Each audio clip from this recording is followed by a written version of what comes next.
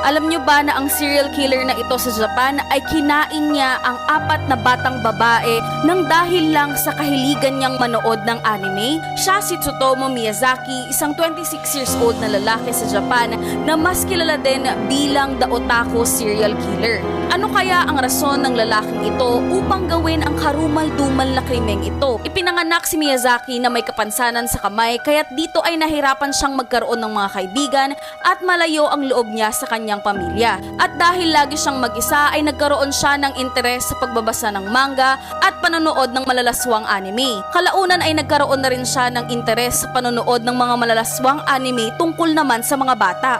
At noong August 22, 1988 ay kinidnap ni Miyazaki si Marie, isang 4 na taong gulang na babae sa Japan. Dinala niya ang bata sa isang gubat at doon niya ito binawian ng buhay at paulit-ulit na pinagsamantalahan ang inosenteng bata. At pagkatapos nito ay pinadala ni Miyazaki sa pamilya ng bata ang mga ngipin nito. Kasama dun sa package yung huling suot na damit ng bata. Ngunit pagkatapos niya itong gawin ay hindi pa nakontento si Miyazaki dahil matapos lamang ilang buwan ay nangidnap ulit siya ng bata. Hinidnap niya ang 7 taong gulang na si Masami Yoshizawa at si Erika Namba na 4 na taong gulang lamang. Kagaya ng ginawa niya kay Marie ay pinagsamantalahan niya ang mga bata at saka ito binawian ng buhay.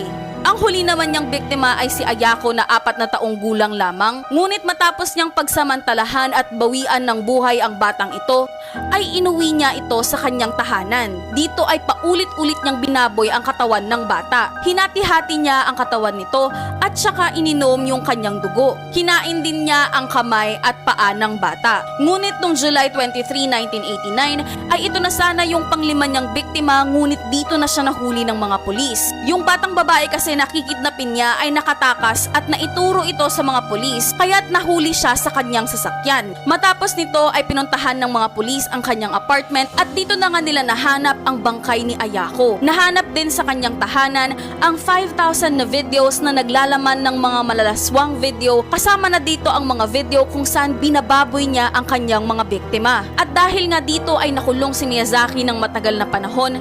At noong June 17, 2008 ay dito na nga siya binawian ng buhay.